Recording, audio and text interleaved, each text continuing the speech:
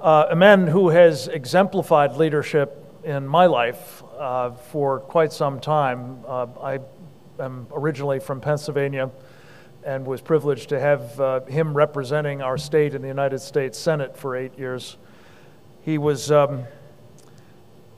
one of the folks who understood before just about anybody, certainly in that institution, the implications of what you just heard Senator Cruz talk about and others have throughout the day, namely the menace posed to us by this Sharia adherent regime in Iran and the absolute commitment that regime has to what it endlessly says, which is not only, as we've heard, death to America, but famously they've also used this phrase, a world without America is not only desirable, it is achievable. And Rick Santorum, who has gone on to a number of other things, including winning the Iowa caucus the last time around, and now running a wonderful organization called Patriot Voices, has been one of those with the clearest voice and the clearest vision on this particular threat, and more generally, the importance of national security to the future of our country and to the survival of our people. And I'm delighted to be able to say a word of personal thanks to him and encourage you to join me in a warm welcome to former Senator Rick Santorum.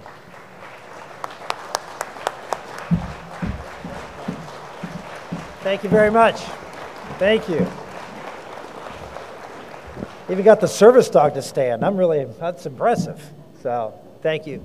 Thank you all very much. Thank you, Frank. Appreciate those kind words, and it's been great to be able to work with you over the years. When I spent my 12 years in the United States Senate, the last race I ran, I did a lot of campaigning with Frank, trying to sound the alarm about how our country was not facing up to the challenges of radical Islam, and that was back in 2005 and 2006, and Frank was one of the clearest voices on that, was a great source of information for me, and it was an honor to be able to work with him. And so when he asked me to come here to speak today, I jumped at the opportunity. Thank you for coming.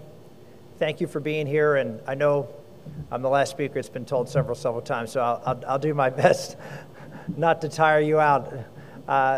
But I do want to share some thoughts. Bob mentioned he went to Poland. Well, I think a few weeks before that, he and I traveled to Israel, and we had several briefings there. We were actually there during the time that the war between Hamas and from Gaza was going on, and in fact, Bob and I ended up in a bomb shelter together as a missile siren went off in the community we were in, and so we experienced a little bit of that war firsthand.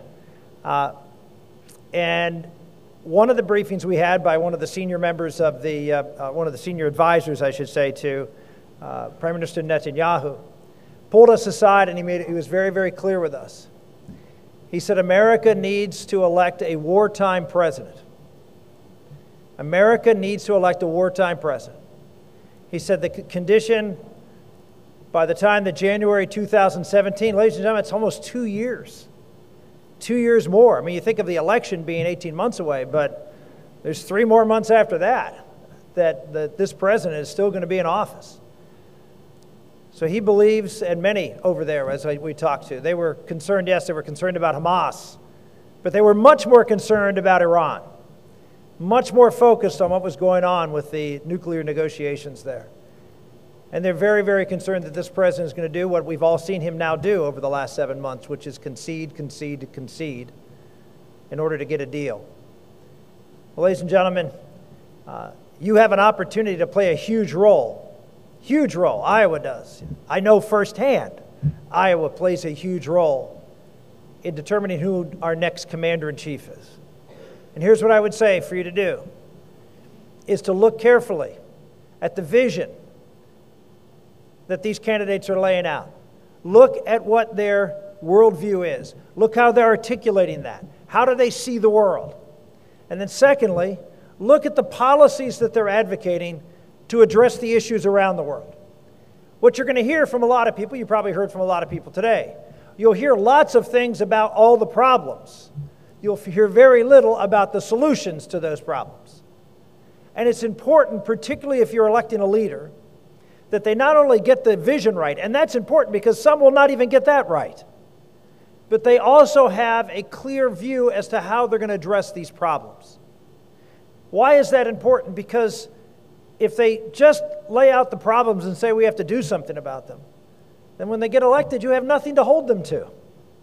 You have no idea what their vision for solving these problems are. Well, you may have some that are able to do both, lay out a clear vision and lay out solutions. Well, then how do you judge between candidates as to whether they're the ones you support as opposed to others? My suggestion is to actually look at what they've done. A record is a very, very important thing, particularly in national security. Looking at what they have tried to do, what they have, and more importantly, what they have accomplished. When I first came to the United States Senate 20 years ago, national security was a fairly bipartisan issue. It has become much more partisan over the last 20 years. It doesn't have to be bipartisan. It doesn't have to be partisan. It is all a matter of leadership. It is a matter of laying out that vision, bringing people together, putting forth solutions, and then working on a way to be able to accomplish that for the benefit of you, the American public, to keep us safe and free. And so I just want to walk through a few things with you, and then I'll be happy to take your questions. First and foremost, what's the vision? I get asked this question all the time. Why are you running for president? And the answer is very simple. I want a country with a leader that understands the greatness of America is not in its government, but it's in its people. As simple as that. And I want a leader who understands the difference between our friends and our enemies. We have a problem with that in President Obama today. He is a leader who appeases our enemies, who uses funny language to describe them, not accurately. What we need is someone who is very clear about articulating who our friends are and, in fact, defining the enemy. I talked about Frank and I traveling around. Back in 2005, I gave a speech at the National Press Club where I defined the enemy not as a group of terrorists, and that this was not a war on terrorism, but it, in fact, was a war on radical Islam. I was, well, not treated very nicely by the national media. But I stood for that, and I stood firm, and I talked about the threat not of Iraq, we were at war of Iraq, but of Iran at the time. We have a president who has abandoned ship on realism. He has seen this world through a rose-colored glasses. Let me just give the president a little primer on the situation in the world. Iran, enemy. Israel, friend. See, that's what they need to know.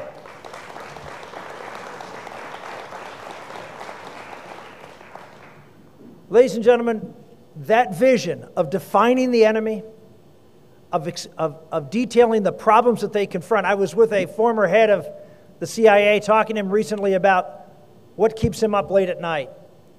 And he told me of a nuclear Iran. And I said, well, that's no surprise. That's something that's kept me up at night for the last 12 years. That I've lectured all over the country, in fact, all over the world about. You're familiar with the sanctions that brought Iran to the negotiating table. Everybody talks about the sanctions that were working. Do you know who was the author of those sanctions when I was in the United States Congress?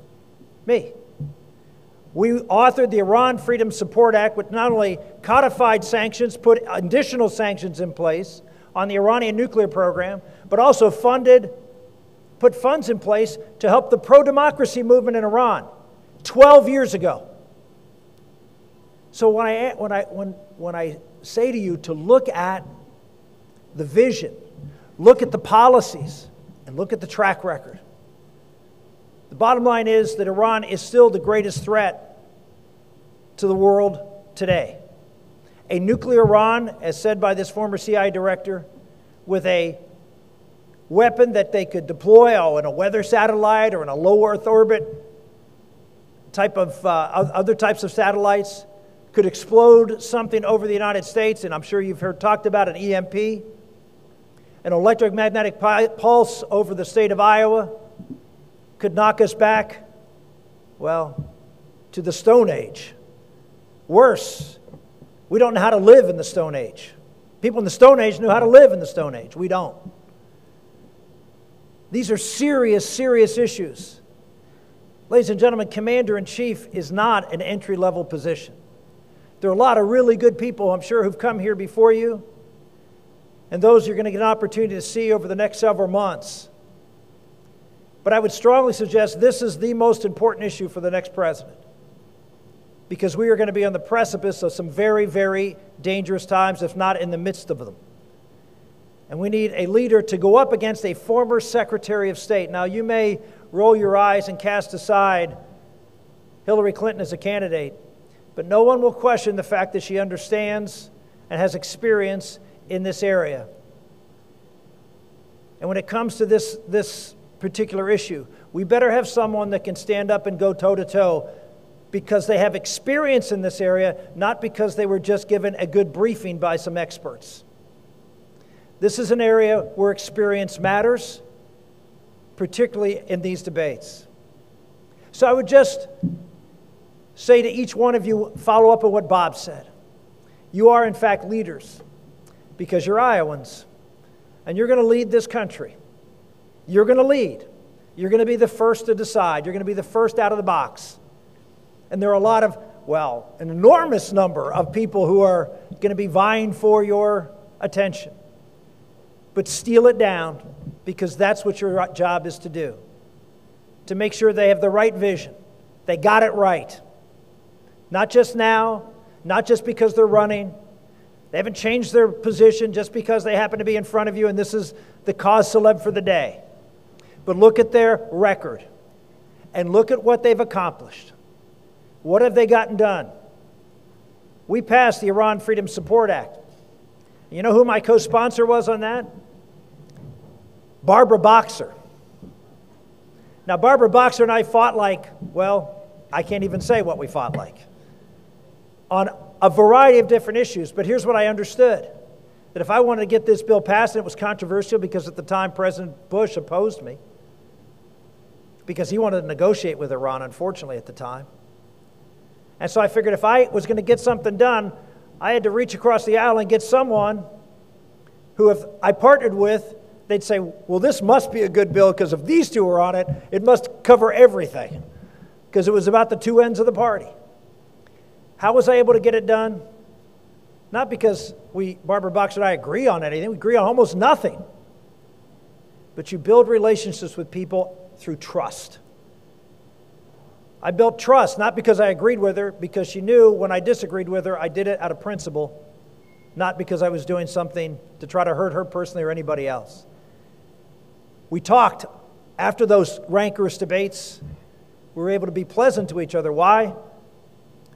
Because I was always told this, you know what the most important vote is? The next vote.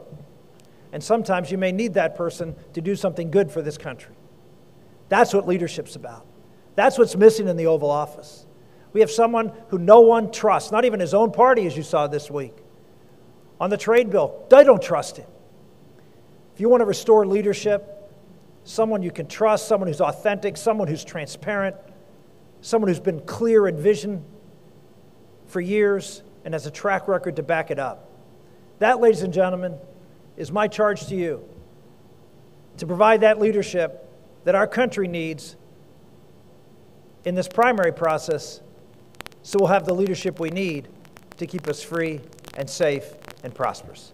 Be happy to take your questions.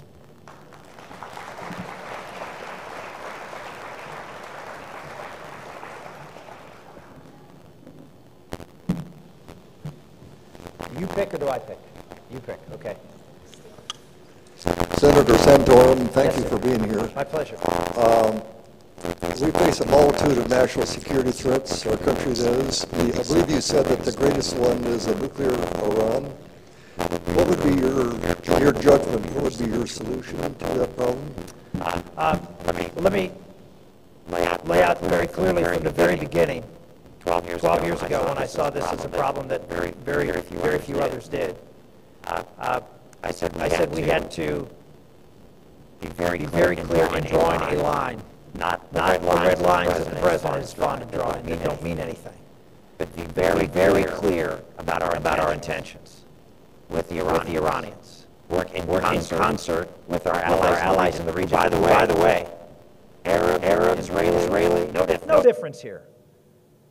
The entire region understands the threat of a nuclear Iran. And so we can work in a coordinated fashion to lay down a marker and say, you will shut your facilities down, you will make them open for inspection, and you will set a time certain for doing so. We don't negotiate on this. There's no need to negotiate because there's no room to negotiate. You set down this line and you say you either do this by a time certain or there will be consequences. Period. You don't lay out the consequences, but you let them use their imagination as to the consequences there could be. But you say that we will put everything on the table to make sure that you as a country do not get a weapon that is very clear you will use in one of two ways. Well, maybe one of three ways. Either use it directly, use it indirectly through a terrorist organization that you fund, or use it as a shield to expand terrorism and protect you from attack. Either way, it is untenable for Iran to be in that position. This is a country that cannot be deterred. Why? Unlike the Soviet Union in the past, now Russia, China, mutual assured destruction was a doctrine that worked. Why? Because North Korea, the leaders there want to live. And so if you say, well, you hit us, we'll destroy you, that's a deterrent. If your objective as a theocracy is to bring about the end of times and to martyr yourself for the purpose of getting to heaven, then deterrence doesn't work. And that's the difference.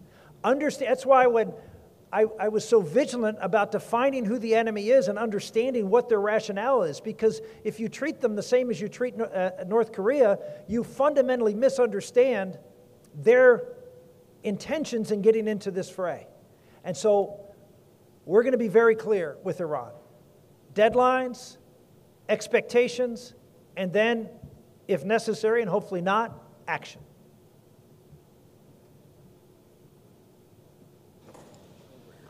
Senator, thanks for coming. We've heard today a real confirmation of the physical terror that's happening with jihad. And we've also, I learned, and I didn't know about, the civilization jihadists who are infiltrating in our country. The question then is, how do we distinguish between the so-called jihadists and the Islamists that are peaceful? Well, I always say that if you look at Islamists, they all have the same ideology, by and large, from the standpoint of, I shouldn't say ideology, theology.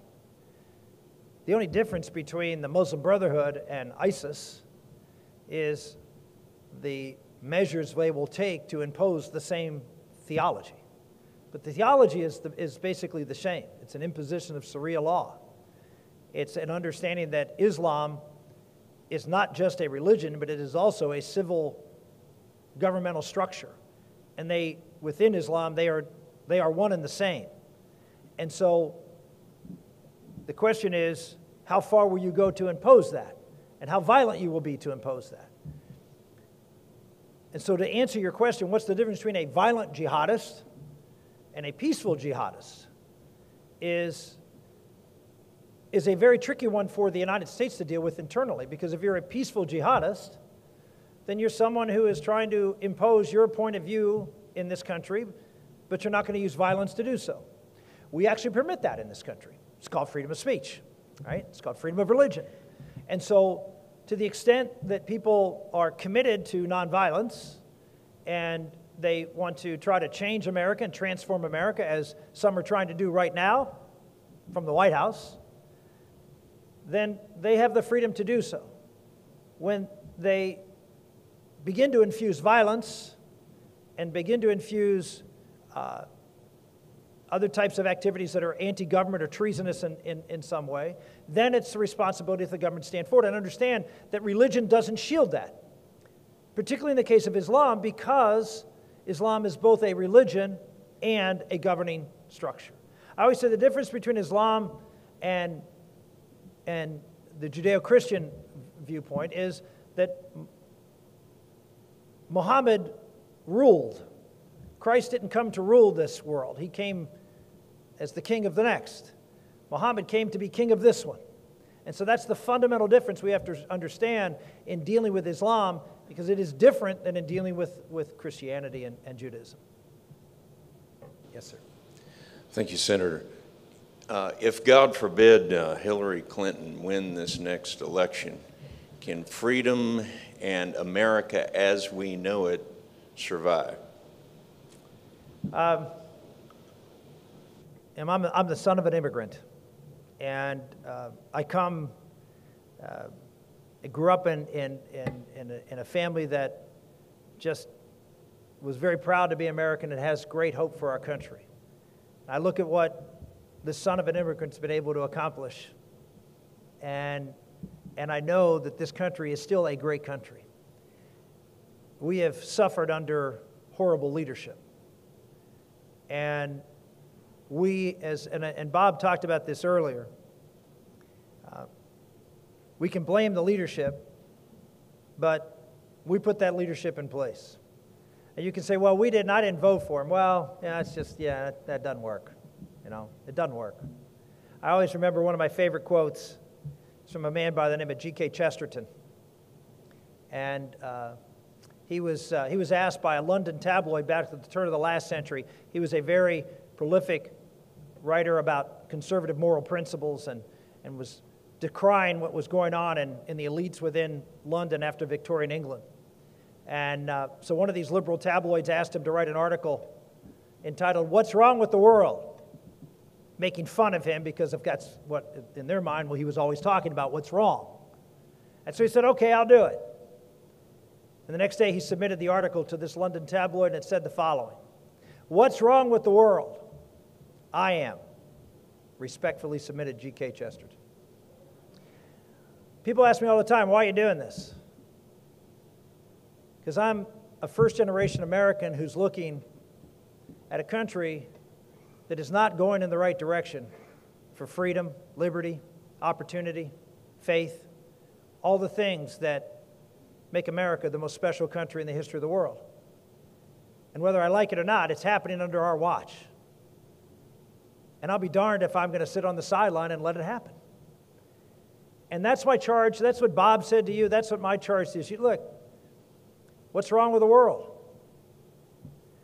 You can say, well, I was doing everything I can. And you know what? In this room, probably a lot of you are. But each and every one of you have to look yourself in the mirror and say, am I doing everything I can? And let's just be honest. There's a phrase in the Bible, too much is given, much is expected. Too more is given, more is required. Ladies and gentlemen, you're Iowans. More has been given. You've been given a lot as Americans, but in the political process, you've been given the most.